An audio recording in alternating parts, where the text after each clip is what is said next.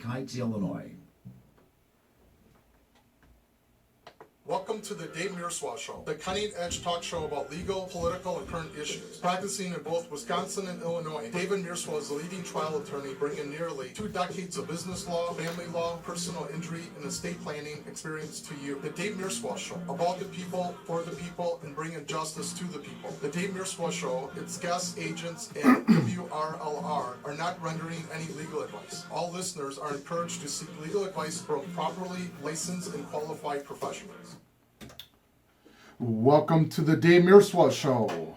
I hope everyone's having a great Sunday. Looks like kind of misery out there today, kind of gray, and kind of reminds me of Seattle. And all I can say is buckle in.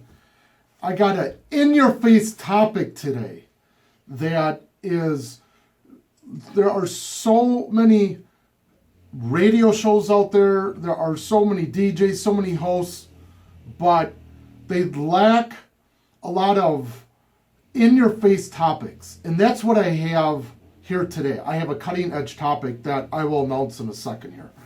So, I was out Friday night and Saturday a little bit, and I was out till the late hour of about 7 p.m. I'm getting a little old. I remember as a college kid, I used to stay out till 4 a.m. and all that, and I can make it sometimes till 9 p.m. But anyway, it is great to be back on the radio. It's like, the Bears and the Packers are all done, and, and spring quite isn't here yet, but there's great fog out there. But this show is a guiding light through all the fog in your life. So how you like that for an analogy? I just made that up. So I don't know if that's good or bad, but Friday night, I got to tell you something.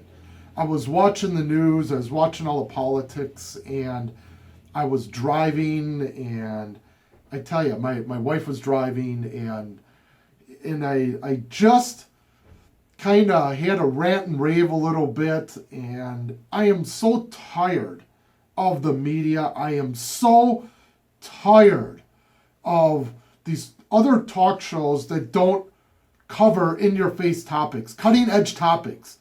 All they want to talk about is the 2016 politics, which I was falling prey to. Now, the topic that I'm going to be talking about, I'll get to in a minute. Let me do my shout-outs here. Every week, I try to promote some causes that I personally believe in. And one of the huge things in my life is I've dedicated a lot of time for animal rescue, and I've dedicated time for animal shelters, and I can't find a bigger cause than animal rescue and animal shelters. The animals don't have a voice. If you listen, they have a voice. And if you get to know animals, they have a voice. But no one talks on their behalf. So every week, every morning that I do my radio show, I always start out with shout outs. So this is Reach Rescue. Reach Rescue is a non-for-profit organization located in Mundelein, Illinois, and they are a non-kill animal shelter. They do pet adoptions there, and right next door they have a resale shop. So today, if you're out and about, it looks like it's going to get up to about 50 degrees out there. It looks pretty nice. It looks like we might escape the snowstorm. So there's a warning for you. We could just get rain. We could get dumped with a foot or two. They don't know. But today, it looks like it's going to get up to 50, kind of gray out, but it's warming up. So take your kids, take your family, stop over to Reach Rescue. They're located at 1126 West Maple Avenue, and they have a resale shop. So if you're looking for more stuff for your house, or you want to buy one of your relatives some knick-knack, and so you can get off the hook with a present. It all goes towards saving animals. That's what's awesome. Also, if you're looking at adopting around Arlington Heights, we have Kay's Animal Shelter that's located at 2705 North Arlington Heights Road in Arlington Heights. Again, that's Kay's Animal Shelter. And if you want to call them, 847-259-2901. And let me back up a second here. they have, for Reach Rescue, they have a rescue line, 847-3, I'm going to lose it today with these numbers, 847-637-5661, 847-637-5661. And then the resale shop is 847-566-6799. Okay, and then the last one is out here in Gray's Lake. Gray's Lake has Save a Pet. And we've gone to quite a few events that they have there. You can Google them. That's Save a Pet. And they're located in Gray's Lake. You want to give them a call, 847-740-7788, 847-740-7788. So if you are looking for an animal out there, make sure you stop by one of these animal shelters. And please, folks, stay away from the breeders. You're only promoting that if you buy from a breeder. I try very hard to donate money. So, make sure you stop by these animal shelters and donate a little money. They also take food and all that. So, but I really promote also Reach Rescue, because if you need something, stop by their resale shop. Okay? So, I'm a little under the weather today. I've went to bed a little bit early last night and kind of started catching a head cold a little bit. So you can kind of hear my raspy voice. And I've taken, I don't know how many elixirs and over-the-counter drugs. And so I'm feeling pretty good. I didn't think I was going to make it in the studio today. But my wife drove me over here today. And she's actually present in the studio. So I thank you to her. I do have energy to talk. So that always seems to be the case. And I got to tell you another story. My wife had a friend in, and before I tell the story, all my previous shows are on law540.com. And again, all of my shows get recorded and they're uploaded, so they're on demand. And they're at law540.com. Law540.com. So you can listen to all my previous shows. And then also, WRLR is a family-friendly radio station, as well as this radio show. So if you have kids, you're not going to have any foul language. Today, we have a cutting-edge topic that I'll announce in just a second. So we call that a teaser in radio. So I'll announce that in a second. But getting back to the story. And towards the end of 2015, I was going to say 2016. So my head's a little bit dizzy this morning. So bear with me. But towards the end of 2015, I did a 2-hour special. And my wife had one of her great friends come into town, and they listened to my radio show. And my wife's friend said, "Oh my God, he talked for 2 hours nonstop." And it was a 2-hour radio show. Again, you can find that special on my radio show, law540.com, law540.com, so you can go there. And also, if you want to get a hold of me, if you have any questions, you can also reach me there, law540.com. So I talked for 2 hours on that radio show. And when it comes to my radio show and bringing you these topics, it is so important for me to show up. And yes, I could talk for 8 hours straight on the radio. So it is a privilege to be on the radio. And also, I want to give a shout out to all the WRLR listeners and my friends that are out there. Every week, this radio show seems to grow more and more. So I thank you to all the listeners. And then also, if you have a buddy, tell them about my show. I really want to grow this show.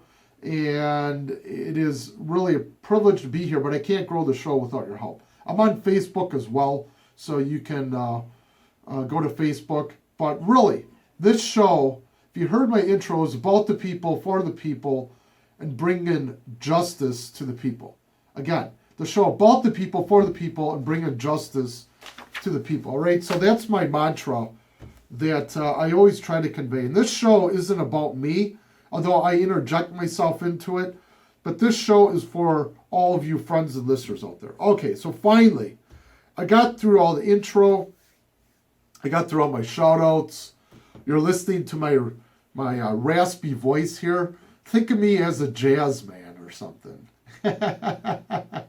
Raspy voice. I'm not going to sing. Don't worry, folks. But I got my website out. Again, that's law540.com. Okay, here's the topic that is in your face, cutting edge, that a lot of talk hosts don't want to talk about.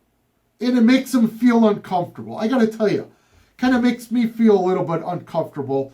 But this topic is never talked about by the media, or they spend just a couple minutes on it and then they move on.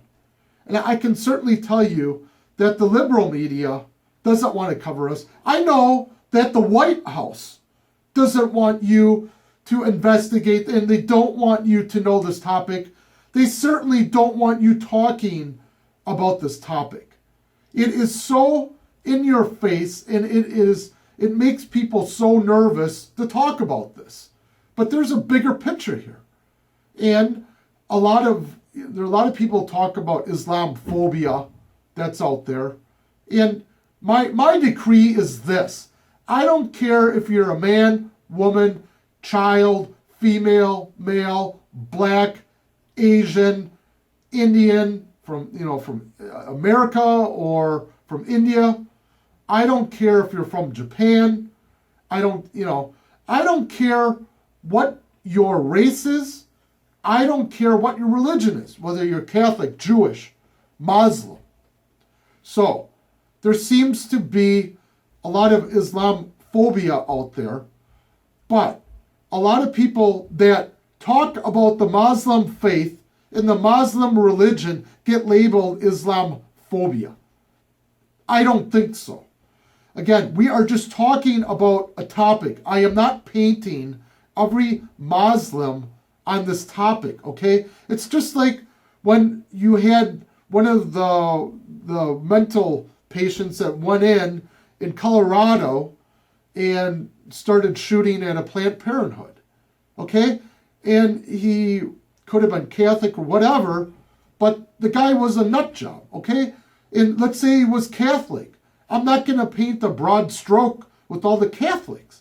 So I am not insulting any of the Muslims. I am not naming any of the Muslims. I respect the religion, but there's a topic that we talk about. On a lot of my shows, I've always talked about Islamic fundamental terrorism. Islamic fundamental terrorism. Okay, I'm not afraid to put a label on it. It doesn't mean that I'm talking about all the good Muslims out there. But here's another subcategory that you ought to know about. And this category is, I know I've been talking long enough here. And the topic here today is there's a culture, there's a subculture in Muslim countries. And not just in Muslim countries, but there's a story that came out in 2015. And there was a Green Beret who was on his base, and an Afghan commander came on base. And this Green Beret found out that this Afghan police commander beat a child nearly to death and then also raped him. That's right, a child rapist. So I told you that this topic kind of makes, people feel a little bit nervous and all that. There's not going to be any foul language, but you listeners and friends need to know that this stuff exists. So you know it exists, and then we can do something about it. And if you stand by and do nothing about it, you're just as guilty as the perpetrator. Okay? So and what I mean by that is you educate people on this topic because it happens and it exists. Just because you choose not to talk about it or you don't know about it doesn't mean it's not happening. So Sergeant First Class Martland, he was a Green Beret and he was separated involuntarily from the U.S. Green Beret Special Forces for kicking and body slamming an Afghan police commander, as he describes as a brutal child rapist. And Martland is under a gag order from the Pentagon not to talk about it. Since when did the Pentagon have a right to gag our military? He's been kicked out, and this was last September. And this came forward after many months of him being charged. They charged him for attacking this Afghan police commander that brutally raped a child. And what's worse is they tried to cover it up. And the story goes on that they have our ALP, that's Afghan local police, were committing atrocities, and they were losing the support of the local Afghan populace. Gee, I wonder why. Do you wonder why? The local police commander was allegedly raping a child for weeks. And they came to the U.S. military trying to ask for help. And our local government said they couldn't do anything about it. And did we hear anything from our politicians out in Washington about the story? And there's only one or two people from Washington that picked up the story. And the local ALP said the local government police were worse than the Taliban. The Taliban. This is what they're saying. So the local police commander, Abdul Rahman, said he actually allegedly admitted this to this Green Beret, that he repeatedly raped this child for over 2 weeks. And the mother tried to stop the attacks. And Rahman's brother beat her. Do you get that? The child rapist police commander beat the heck out of the mother of the child that was being raped. So after the child rapist laughed in the face of this Green Beret, Captain Quinn picked him up and threw him, and he body slammed him multiple times out of the camp. And obviously, one attack over another is not, it shouldn't be the case. But this commander, who obviously has a lot of moral fibers, and that I mean the Green Beret commander, not this local police commander scumbag.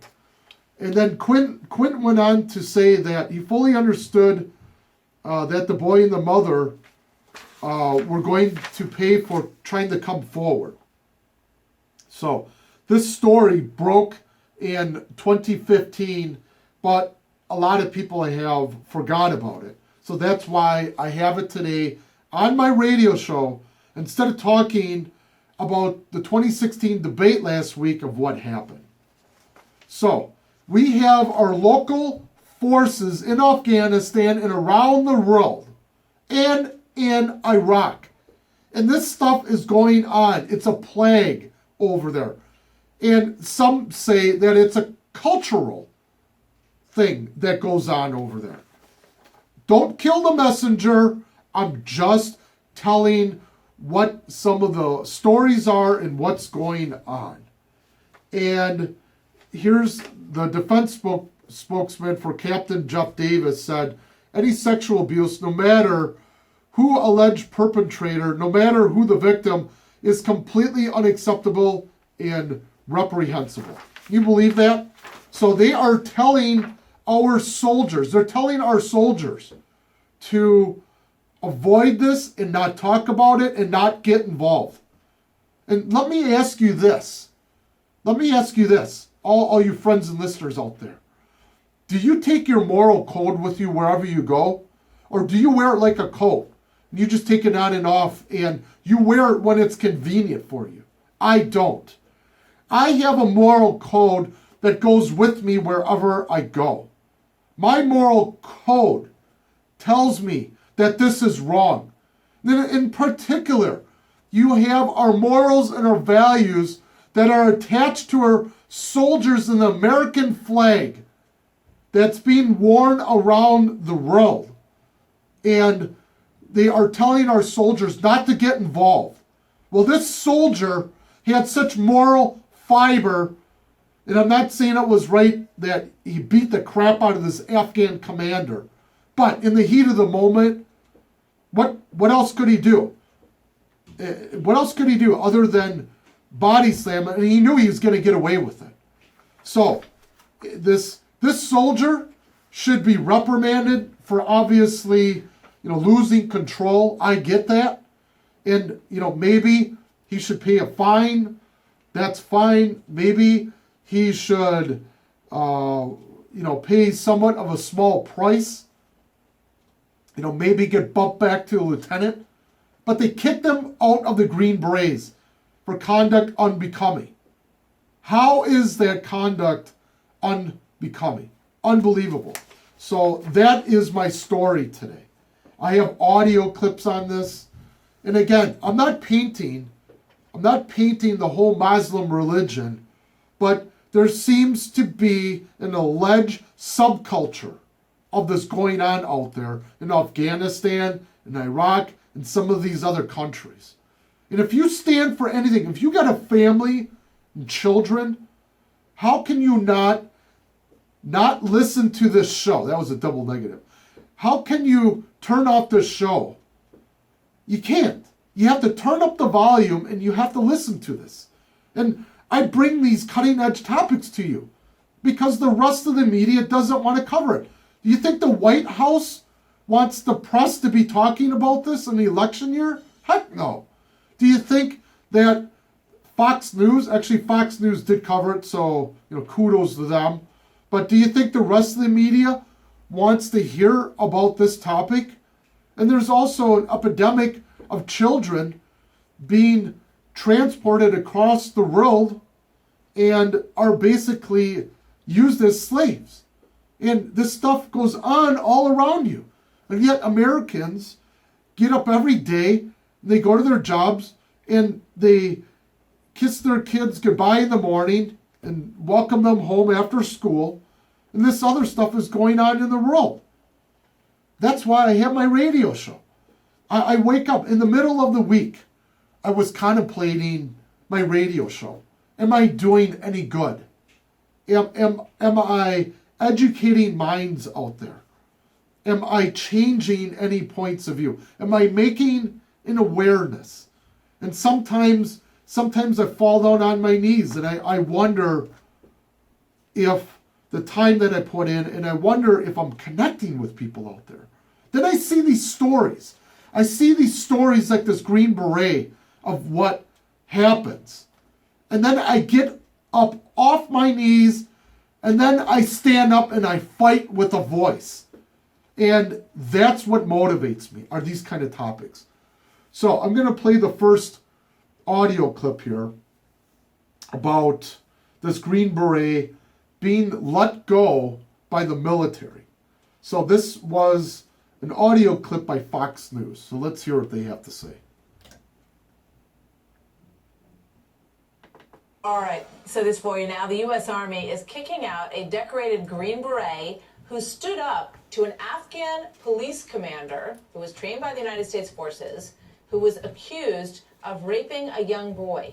Congressman Duncan Hunter is now getting very involved in this. He's calling on Defense Secretary Ash Carter to intervene. In a letter to the Secretary, he writes this, quote, "I am once again dismayed by the Army's actions in this case.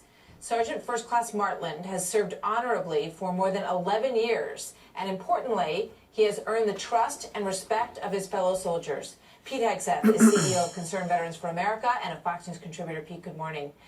Good to have you here this morning. Tell us what you know about this situation. Sure. First of all, thank God for Congressman Duncan Hunter. He has really become the congressman for the trigger puller, for the warrior who doesn't have anywhere else to appeal. And so they write to Congressman Hunter himself, a Marine veteran who exposes these things and puts pressure on the Army. In this case, you've got a Green Beret deployed to Afghanistan and Kunduz province, finds out one of the police commanders that he's training has raped a 12-year-old boy. Then when the boy's mother confronted that police trainer, the Afghan beat the mother. So the Green Beret confronts this police commander, shoves him down, says this will never happen again on our watch. and he's relieved. He and another Green Beret are relieved, and they move on in the Army into other positions. Now he's being forced out because of budget cuts, and they believe it's because of this one black mark, this supposed black mark relieved for command, when in actuality, he should receive a medal. He should be lauded for confronting an Afghan who's raping a 12-year-old boy, and he could have looked the other way. This Green Beret said, no, I have a moral duty to confront this Afghan police commander, and he did. Yeah, it's a pretty horrific story, and one of his former teammates said what you just said. He said, if I was a commander, I would have given him an award. They saved that kid's life, and the accounting of this story after this child was raped, according to their understanding of it, by this Afghan police commander, that when they went in to confront him with what they had learned after this same guy, according to their report, beat up the boy's mother for saying anything about it, was that this Afghan police commander just kept laughing and laughing and laughing, saying, what, are you kidding me? This is not a big deal. And that, of course, outraged First Class Charles Martland, and he responded by shoving him, according to this report. What do where's this going to go? I mean, at this point, does he have any recourse? Well, usually you're going to a congressman as a last recourse. I mean, it looks like the Sergeant First Class will be forced out on 1 November if nothing changes. And it's indicative, really, of an Army that's more risk-averse, has more risk aversion in it oftentimes than warrior ethos. I mean, this guy has, not just since Afghanistan, was second in his class of 400 Green Berets, a training element. This guy is lauded by fellow service members as one of the best of the best, really one of the best Green Berets, the type that you would keep through a board review. The Army is reviewing folks it has because it's shrinking, and when you shrink, you have to force people out. They believe that because of this one supposed black mark, this one relief from this job, he's being forced out. And I think what Duncan Hunter's trying to do here is shake the Army and say, hey, your process, your risk aversion, what you think you're doing right is actually wrong, and you're pushing out the wrong people. You got to take a second look at this. So hopefully he will get a second look. And again, but this is what happened. When bad policy trickles downhill, like sequestration, you get good people forced out with great combat experience, with a great moral compass, and this Sergeant First Class is one of those kind of guys. When you think about what we're up against in the Middle East, he seems like exactly the kind of person that we really need on our side. So, and he wants very much to continue his military career. Yes, he does. He wants to stay in. Yeah. So we hope Duncan Hunter, the congressman. Okay, so you heard that was Charles Martland, who was the Green Beret, and they downsized him like a lot of companies would do because of political means. And this all starts from our commander, our chief and commander, that all of the leadership starts from the top down, all the way to the Secretary of Defense. And this gentleman, on one hand, he shouldn't have attacked the Afghan commander. Yeah, I get that, okay? And, maybe the Green Beret, Mr. Martland, no doubt should have been disciplined for that. But to stand by and do nothing, and they put out directives for our military to avoid this, and they are letting such a moral character of a person out of the Green Berets and basically drumming him out of the military when he's one of the few with the moral fiber and the backboard that want to stay in the military. And he threw away all the military PC jargon and also tried to protect this child and the mother. Why else are we there? That's what I ask. Why else are we there? And where our military goes, our moral code goes. But the White House moral code seems to be lacking. On that note, I'm going to go to break. And then when we get back from break, I got some more interesting audio clips on this topic. So stay tuned in, and I'll be back in a couple of minutes, sir.